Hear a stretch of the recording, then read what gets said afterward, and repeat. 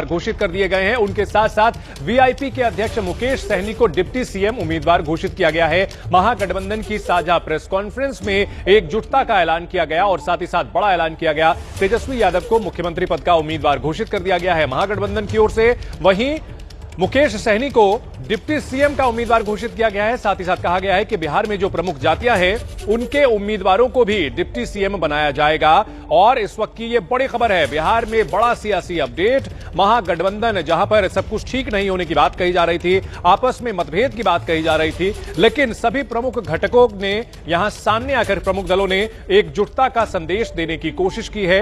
कांग्रेस की ओर से अशोक गहलोत और इसके अलावा आरजेडी से तेजस्वी यादव यहां पर सामने आए और उन्होंने ऐलान किया कि मिलजुल करके एकजुटता के साथ लड़ेगा महागठबंधन। साथ ही साथ कहा गया कि जो कुछ एक सीटें हैं जहां पर फ्रेंडली फाइट है उनसे कोई बहुत ज्यादा फर्क नहीं पड़ता। 95% सीटों पर महागठबंधन बिल्कुल एकजुट है। तो तेजस्वी यादव ने इस दौरान वादों का पिटारा खोला है और दोहराई है, सारी बातें समाप्त किया है, बताया है कि किस तरह से बिहार के लिए उनके पास ही विजन है। ये कह सकता हूं, खड़गे साहब, राहुल गांधी जी और तमाम जो साथी बैठे हमारे, इन सब की राय लेकर के हम लोगों ने तय किया है इस चुनाव में अगले मुख्यमंत्री चेहरे के रूप में तेजस्वी यादव जी को हम लोग सपोर्ट करते हैं। जो एक नौजवान है, लंबा फ्यूचर है इनके साथ में, और मेरा अनुभव से मैं कह सकता हूं जिसका लंबा फ्यूचर होता है पब्लिक उनको साथ देती है। ये नौजवान है, कमिटमेंट रखते हैं।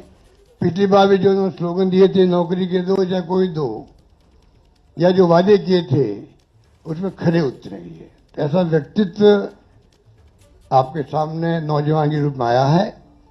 सोच समझ के सबने फैसला किया है, ये नेता के रूप में उतरेंगे मैदान में।